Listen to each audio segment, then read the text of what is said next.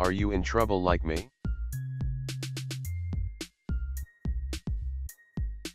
Let's see how to fix.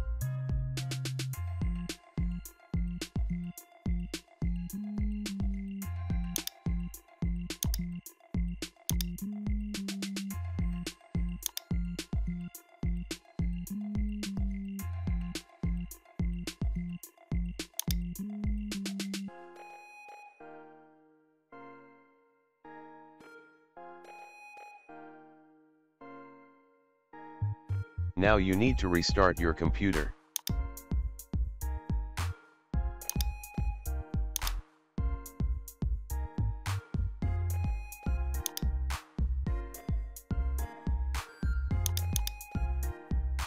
Hopefully your problem will be solved after restarting the computer.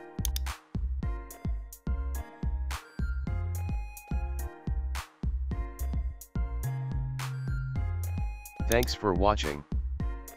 If you like my videos, please subscribe and share.